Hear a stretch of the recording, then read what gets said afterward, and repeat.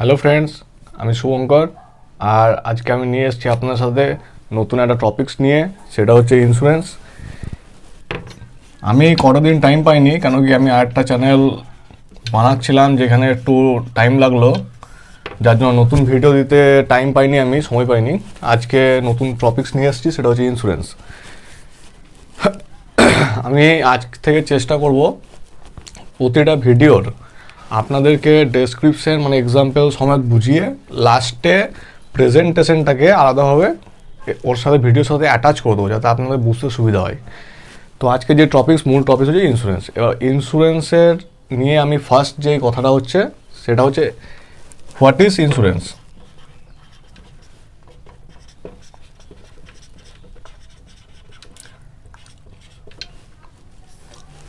দেখুন, ইন্স্যুরেন্স হচ্ছে একটা খুবই ভাইটাল জিনিস।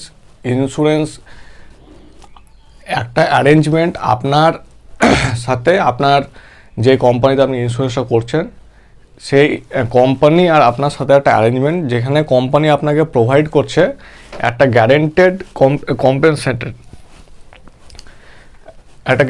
কম্পেনসেশন, যা আপনার যে লস হবে সেই লসের এগেনস্টে আপনাকে কোম্পানি একটা গ্যারেন্টেড সাম অ্যাসিওর আপনাকে মূলত ওরা অ্যারেঞ্জমেন্ট করে দিচ্ছে, সেটাকে আমরা মূলত বলছি ইন্স্যুরেন্স। এবার ধরুন সেই ইন্স্যুরেন্সটা কি হচ্ছে, আপনাকে একটা গ্যারেন্টেড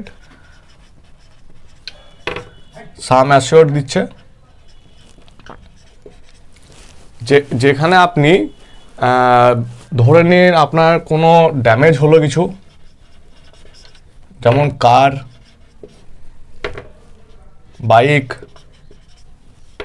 সাপোজ ধরুন আপনার হাউস আছে কোনো ফ্লাড রিজিয়নের জায়গাতে, সেখানে আপনি বাড়িটাকেও ইন্স্যুরেন্স করে রাখতে পারেন। তো হাউস হতে পারে, বড় বড় কর্পোরেট তাদের ইন্ডাস্ট্রি, ঠিক আছে, বা আপনার কোনো ইলনেস, এই সকলগুলোর এগেনস্টে আপনাকে কোম্পানি একটা গ্যারান্টেড সাম অ্যাসিওর দিচ্ছে।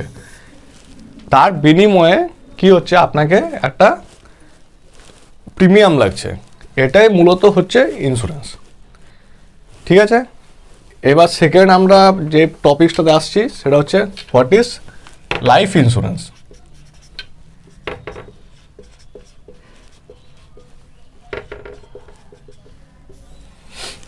দেখো, লাইফ ইন্স্যুরেন্সটা হচ্ছে একটা খুবই ভাইটাল জিনিস, যেটা প্রতিটা মানুষেরই করে রাখা দরকার, ঠিক আছে।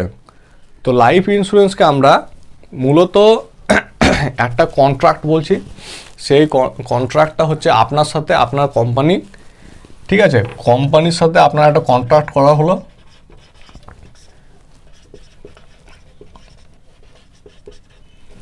যে আমি আমার লস মানে আমার সাপোজ ধরুন কোনোভাবে ডেথ হয়ে গেল আনফর্চুনেট, ঠিক আছে, তো সেই ডেথের জন্য কোম্পানি আপনাকে একটা কন্ট্রাক্ট করে আপনাকে একটা গ্যারেন্টেড সাম অ্যাসিওর দিচ্ছে।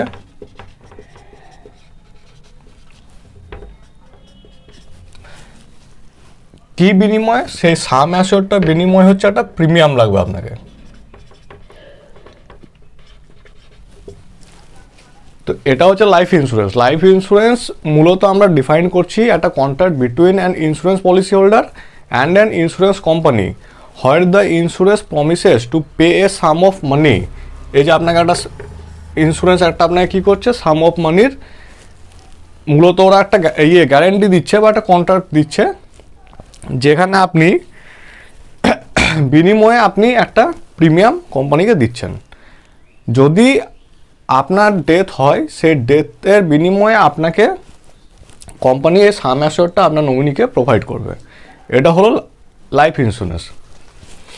এবারে সাম অ্যাসিওর্ড এই ওয়ার্ডটার মানেটা কি? দেখুন, সাম অ্যাসিওরটা হচ্ছে fixed amount that is paid to the nominee of the plan in the unfortunate event of policy holder death. মানেটা হচ্ছে, আমরা যদি সাম অ্যাসিওরটাকে ধরে নিন, আপনি একটা কোম্পানিতে 5 লাখ টাকার একটা ইন্স্যুরেন্স করলেন, সেই 5 লাখ টাকার ইন্স্যুরেন্সের বিনিময়ে আপনি এটাও করতে গেলে আপনাকে কী করতে হবে, একটা টেনিওর নিতে হবে। টেনিওর হচ্ছে ধরুন আপনি 20 বছরের জন্য যদি চাইছেন, বা হয়তো 25 বছরের জন্য চাইছেন, কভার চাইছেন, ঠিক আছে। এর বিনিময়ে সাপোজ আপনার এজ অনুযায়ী আপনাকে একটা প্রিমিয়াম দিতে হচ্ছে, সেটা আপনি মান্থলি হোক, হাফ ইয়ারলি হোক, কোয়ার্টারলি হোক বা অ্যানুয়ালি হোক, আপনি যেরকমভাবে খুশি দিতে পারেন। 5 লাখের বিনিময়ে ধরুন সাপোজ হয়তো 5,000 টাকা করে ইয়ারলি আপনাকে দিতে হচ্ছে, ঠিক আছে। এটা হয়ে গেল সাম অ্যাসিওর্ড হয়ে গেল এই জিনিসটা। এর মধ্যে আমি কভার করে দিলাম প্রিমিয়াম। তো what is premium?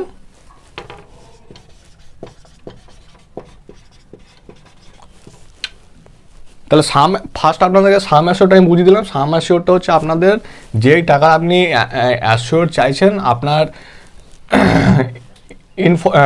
Case of death আপনার নমিনি যে টাকাটা পাবে সেইটাকে আমরা বলছি সাম অ্যাসিওর্ড।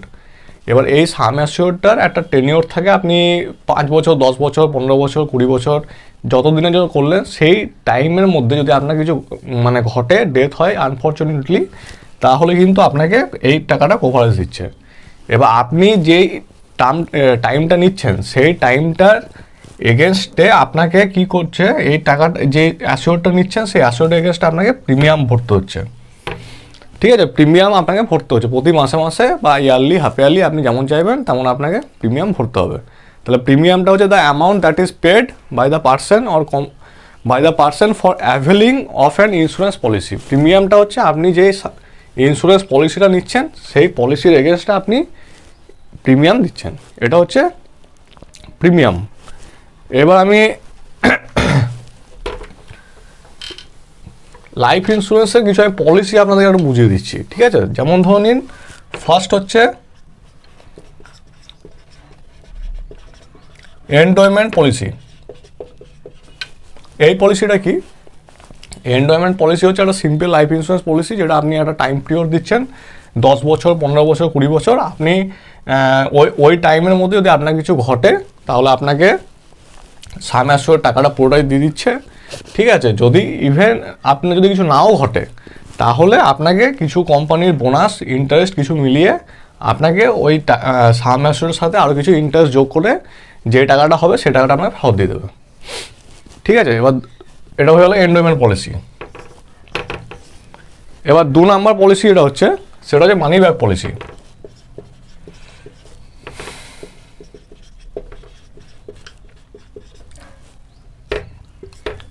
দেখুন এন্ডোয়মেন্ট পলিসিতে কী হচ্ছে, আপনাকে বেনিফিট হচ্ছে আপনি ডেথ বেনিফিট পাচ্ছেন। যদি আপনার কিছু ঘটে ওই টাইম পিরিয়ডের মধ্যে তাহলে আপনাকে ডেথ বেনিফিট দিচ্ছে। যদি কিছু না ঘটে টাইম পিরিয়ডের পরে আপনাকে যে প্রিমিয়াম দিচ্ছেন সেই প্রিমিয়ামের সাথে আরও কিছু বোনাস বলুন, ওদের কোম্পানির কিছু ইন্টারেস্ট অ্যাড করে আপনাকে ম্যাচুরিটি ভ্যালুটা দিয়ে দিচ্ছে। ঠিক ম্যাচুরিটি ভ্যালু ওয়ার্ডটা এখানে ঠিক নয়, তবুও আমি ম্যাচুরিটি ভ্যালু আপনাকে বুঝিয়ে দিচ্ছি। মানে যে টাকাটা আপনি দিচ্ছেন সেই টাকাটার বিনিময়ে কিছু টাকা আপনি রিটার্ন পেয়ে যাচ্ছেন। মানি ব্যাক পলিসি কী হচ্ছে? মানি ব্যাক পলিসি হচ্ছে আপনি সেম একটা পলিসি নিলেন, এন্ডোয়মেন্ট পলিসি। আপনার যদি কিছু না ঘটে সেই টাইম পিরিয়ডের মধ্যে, আপনাকে ধরুন আপনি একটা 20 ইয়ার্সের পলিসি নিয়েছেন, আপনাকে হয়তো 15 বছর পর কিছু ঘটলো না, 15 বছর একটা মানি ব্যাক দিয়ে দিল, মানে কিছু টাকা আপনার ফেরত দিল। 18 বছরে কিছু টাকাটা ফেরত দিল, লাস্ট যে টাকাটা বেঁচে রইলো সেটা হচ্ছে 20 বছরে ফেরত দিল। এটা হচ্ছে মানি ব্যাক পলিসি, ঠিক আছে। এবার 3 নম্বর পলিসি হচ্ছে চাইল্ড প্ল্যান।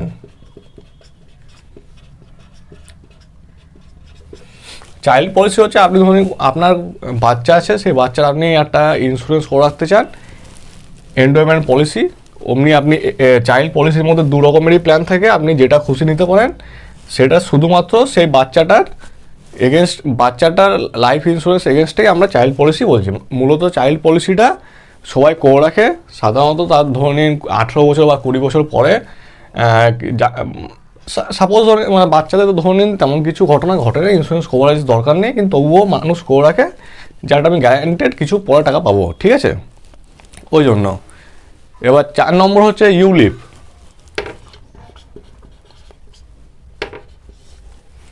ইউলিপ হচ্ছে unit link insurance policy. Unit link insurance policy মানে হচ্ছে আপনার যে টাকাটা রয়েছে সেই টাকাটা, যেমন এগুলো হচ্ছে এই ওপর যেগুলো আমি বললাম সেগুলো হচ্ছে সব ট্র্যাডিশনাল প্ল্যান, ঠিক আছে। এগুলো কোনো টাকাটা আপনার গভর্নমেন্টের বিভিন্ন বন্ড ফন্ডের মধ্যেই ওরা লাগাচ্ছে। কিন্তু ইউলিপটা কী হচ্ছে, আপনার যে টাকাটা প্রিমিয়াম দিচ্ছেন সেই প্রিমিয়ামটা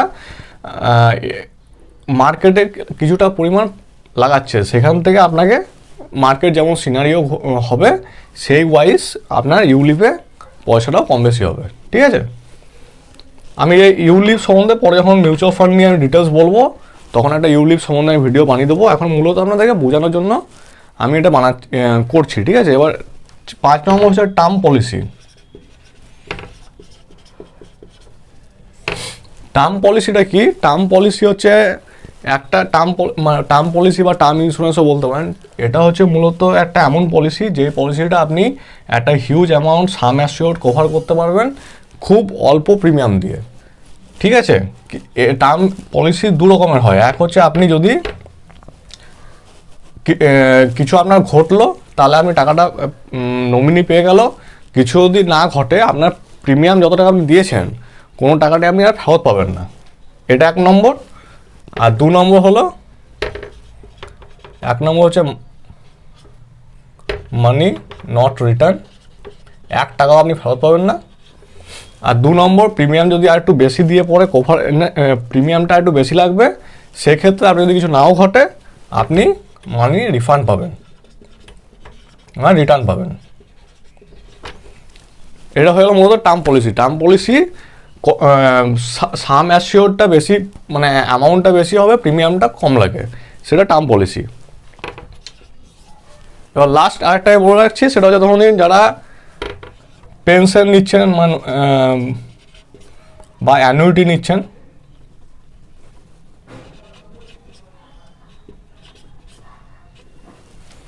যারা পেনশন নিচ্ছেন, যারা অ্যানুইটি নিচ্ছেন তাদের জন্য পলিসি আছে। সেটা হচ্ছে আপনি প্রতি একটা টাকাকে আপনি ফিক্সড ইন্স্যুরেন্সে রেখে দিলেন, সেখান থেকে আপনাকে ইন্স্যুরেন্স ট্র্যাডিশনাল ওয়াইজ প্রতি মাসে মাসে একটা ইন্টারেস্ট দেবে। সেটা হয়ে গেল পেনশন বা অ্যানুইটি পলিসি। এবার সব থেকে ভাইটাল, আমি এই লাইফ ইন্স্যুরেন্স যে পলিসিগুলো বললাম এগুলো আমি ডিটেলস একটা দিয়ে দেবো আপনাদেরকে, আপনারা দেখে নিতে পারবেন।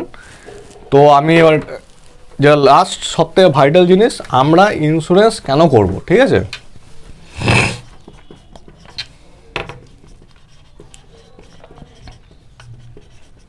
Why important?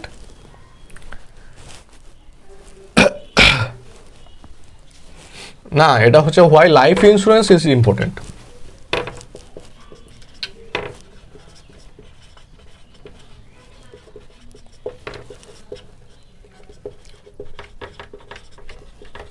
কেন লাইফ ইন্স্যুরেন্স হচ্ছে ইম্পর্টেন্ট আমাদের লাইফের জন্য? ঠিক আছে, এটা ভালো করে বুঝবেন কেন ইম্পর্টেন্ট। আমি একটু ইংলিশ টার্ম ইউজ করছি।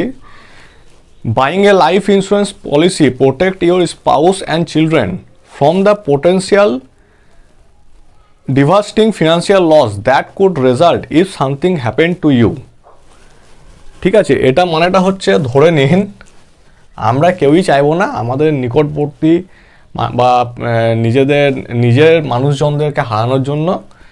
তবুও ধরে নিন সাপোজ যদি কোনো সিনারিও ঘটে, ঠিক আছে, সেই সিনারিওতে একটা ফ্যামিলির কি হয়, একটা বার্ডেন চলে আসে, একটা ফিনান্সিয়াল লস চলে আসে।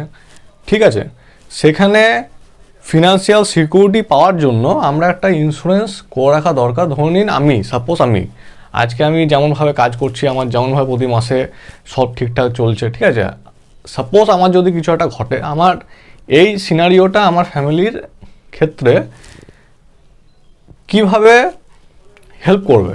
তো আমি যদি একটা ভালো অ্যামাউন্টের একটা ইন্স্যুরেন্স করে রাখি, তাহলে আমার অবর্তমানে সেই ইন্স্যুরেন্স টাকাটা কিন্তু আমার নমিনি পেয়ে যাবে, মানে আমার স্পাউস। এবার আমার নমিনি সে টাকাটাকে পেয়ে তার ফিনান্সিয়াল যে অসুবিধা থাকবে সেগুলোকে সে ওখান থেকে ফুলফিল করতে পারবে।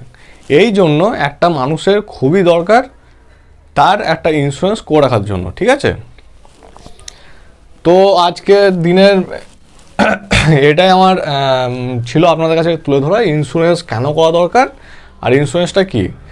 তো ঠিক আছে গাইস, আজকের জন্য এতটাই ভিডিওটা রইল। আপনার যদি ভালো লাগে তো লাইক কমেন্ট শেয়ার একটু করে দেবেন। Thank you.